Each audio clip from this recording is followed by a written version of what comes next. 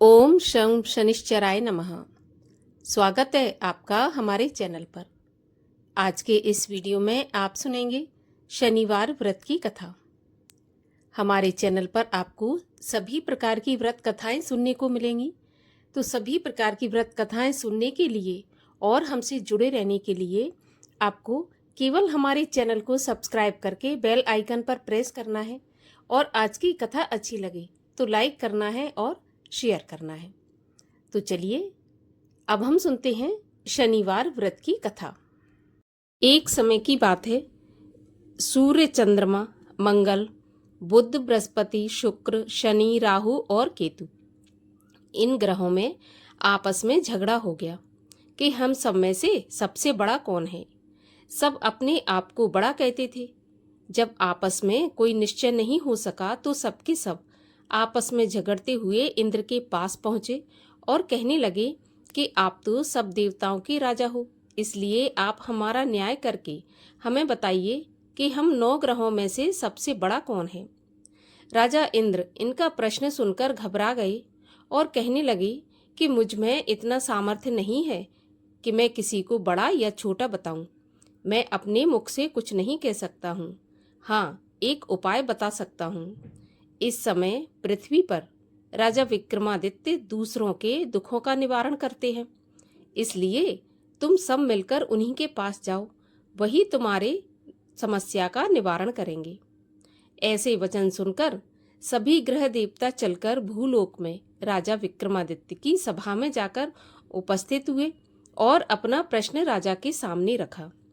राजा उनकी बात सुनकर चिंता में पड़ गए कि मैं अपने मुख से किसको बड़ा और किसको छोटा बता दूं। जिसको भी छोटा बताऊंगा वही बुरा मान जाएगा और क्रोध करेगा। परंतु उनका झगड़ा तो निपटाना ही था।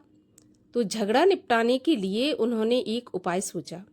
उन्होंने सोना, चांदी, कांसा, पीतल, शीशा, रांगा, जस्ता, अभ्रक और लोहा, इन 9 धातुओं के 9 आसन बनवाए। सब आसनों को क्रम से, जैसे कि सोना सबसे पहले और लोहा सबसे आखिरी में बिछवाया गया। इसके पश्चात राजा ने सभी ग्रहों से कहा कि आप सब अपने अपने आसनों पर विराजमान हो जाइए।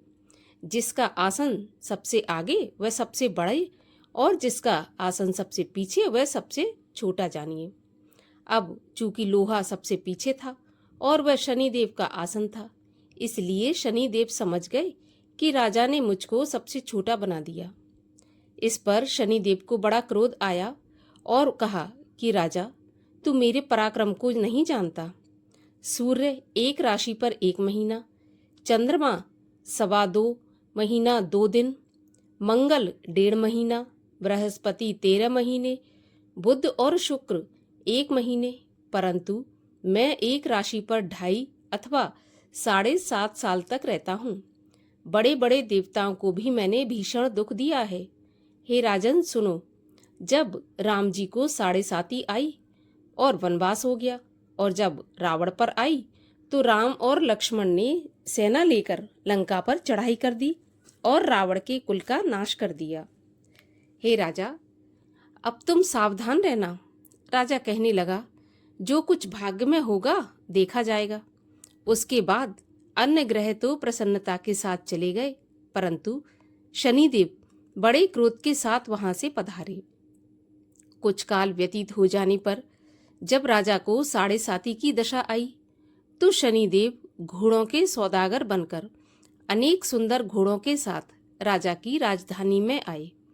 जब राजा ने सौदागर के आने की खबर सुनी तो अश्वपाल को अच्छे अच्छे घोड़े खरीदने की आज्ञा दी। अश्वपाल ऐसी अच्छी नस्ल के घोड़े देखकर और उनका मूल्य सुनकर चकित हो गया और तुरंत ही राजा को खबर दी। राजा उन घोड़ों को देखकर एक अच्छा सा घोड़ा चुनकर उसके ऊपर सवारी के लिए चढ़ा। राजा के घोड़े की पीठ पर बैठते ही घोड़ा जोर से भागा। घोड़ा बहुत दूर एक बड़े जंगल में जाकर राजा को छोड़कर गायब हो गया। उसके बाद राजा अकेला जंगल में भटकता फिरता रहा। बहुत देर के बाद राजा ने भूख और प्यास से दुखी होकर भटकते भटकते एक ग्वाले को देखा। ग्वाले ने राजा को प्यास से व्याकुल देखकर पानी पिलाया। राजा की उंगली में एक अंगूठी थी, सो राजा ने उसे निकालकर प्रसन्नता के साथ ग्वाले को दे दी और शहर की ओर चल दिया। राजा जब शहर में पहुंचा तो शहर में पहुंचकर एक सेठ की दुकान पर जाकर बैठ गया और अपने आप को उज्जैन का रहने वाला और अपना नाम बीका बताया। सेठ ने उसको कुलीन मनुष्य समझकर जल आदि पिलाया। भाग्यवश उस दिन सेठ की दुकान पर बिक्री बहुत अच्छी हो गई, तो सेठ उसको भाग्यवान पुरुष समझकर भोजन कराने के लिए अपने साथ घर ले गया। भोजन कराते समय राजा ने एक आश्चर्य की बात देखी कि खूंटी पर एक हार लटक रहा है और वह खूंटी उस हार को निगल रही है। भोजन के पश्चात कमरे में आने पर जब सेठ को कमरे में हार नहीं मिला तो सबने यही सोचा कि सिवाय बीका के यहाँ पर कोई आया नहीं है, तो हार भी अवश्य इसी ने चोरी किया है। परंतु जब बीका से पूछा गया तो उसने साफ मना कर दिया कि उसने हार नहीं लिया है। इस पर 5-7 आदमी इकट्ठे होकर उसको फौजदार के पास लाए।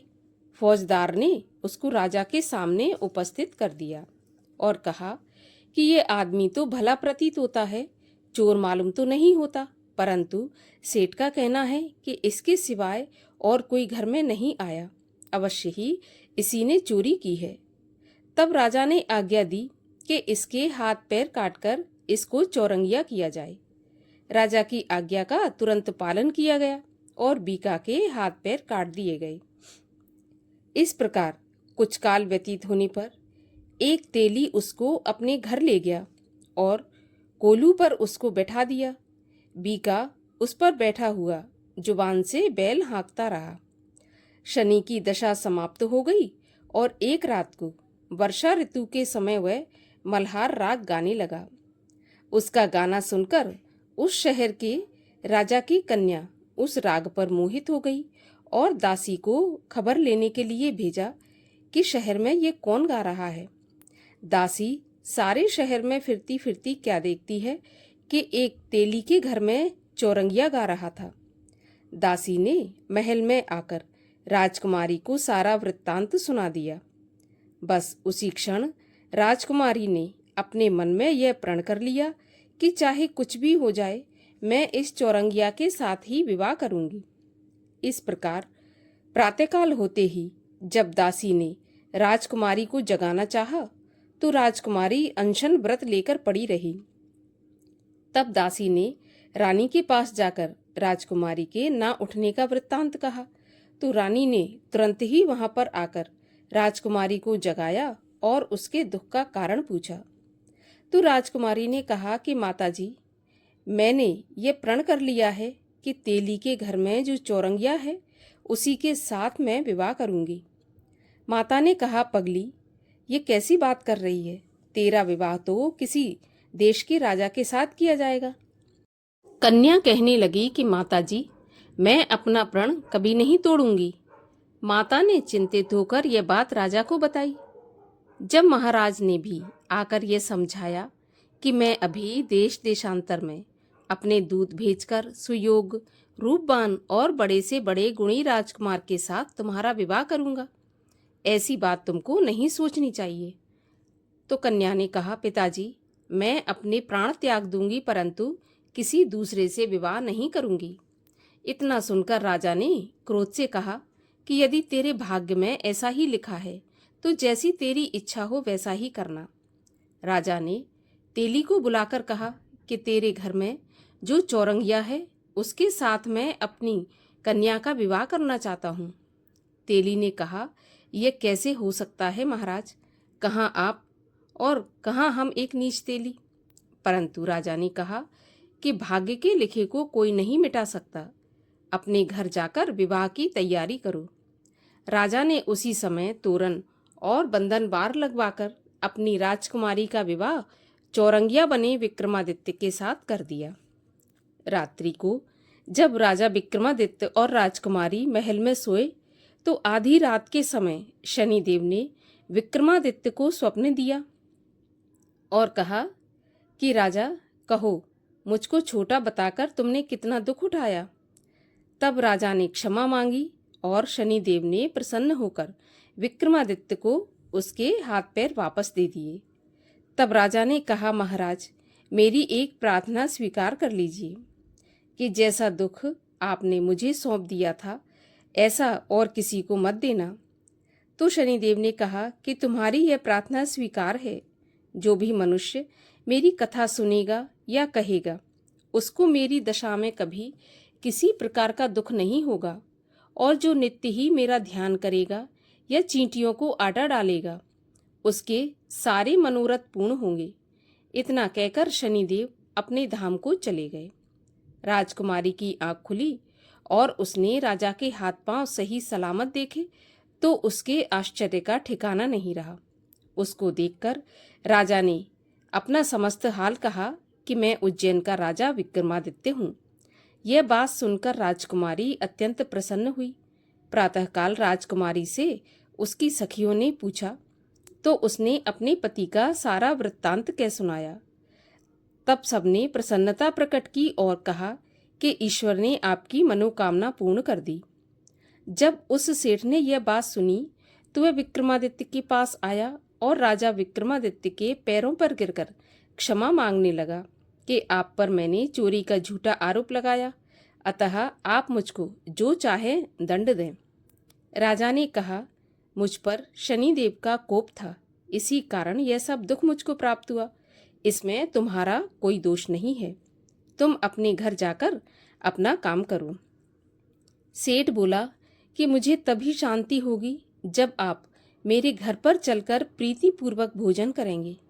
राजा ने कहा कि जैसी आपकी मर्जी हो वैसा ही करें। सेठ ने अपने घर जाकर अनेक प्रकार के सुंदर भोजन बनवाए और राजा विक्रमादित्य को प्रीति भोज दिया।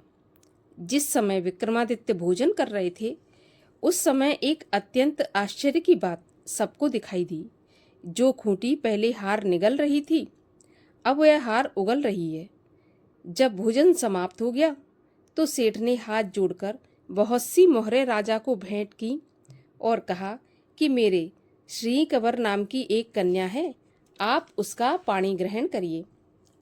इसके बाद सेठ ने अपनी कन्या का विवाह राजा के साथ कर दिया और बहुत सा दान दहेज आदि दिया। इस प्रकार कुछ दिनों तक वहां निवास करने के पश्चात विक्रमादित्य ने शहर के राजा से कहा कि अब मेरी उज्जैन जाने की इच्छा है। फिर कुछ दिन के बाद विदा लेकर राजकुमारी मनभावनी और सेठ की कन्या श्री कंवरी तथा दोनों जगह के दहेज में प्राप्त अनेक दास दासी रथ और पालकियों सहित राजा विक्रमादित्य उज्जैन की तरफ चल पड़े। जब शहर के निकट पहुंचे और नगर वासियों ने राजा के आने का समाचार सुना तो समस्त उज्जैन की प्रजा अगवानी के लिए आई। तब बड़ी प्रसन्नता के साथ राजा अपने महल में पधारे।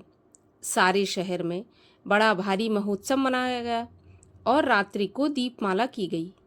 दूसरे दिन राजा ने शहर में यह सूचना कराई कि शनिदेव सभी ग्रहों में सबसे ऊपर हैं। मैंने इनको छोटा बताया, इसी से मुझे दुख प्राप्त हुआ। इस कारण सारे शहर में सदा शनिदेव की पूजा और कथा होने लगी। राजा और प्रजा अनेक प्रकार के सुख भोगती रही। जो कोई शनिदेव की इस कथा को पढ़ता या सुनता है, शनिदेव की कृपा से उसके सब दुख दूर हो जाते हैं। इसीलिए प्रत्येक शनिवार को शनिदेव की कथा पढ़ना चाहिए या सुनना चाहिए। इससे सभी दुख दूर होकर मनोकामना पूर्ति होती है। बोलिए शनि महाराज की जय।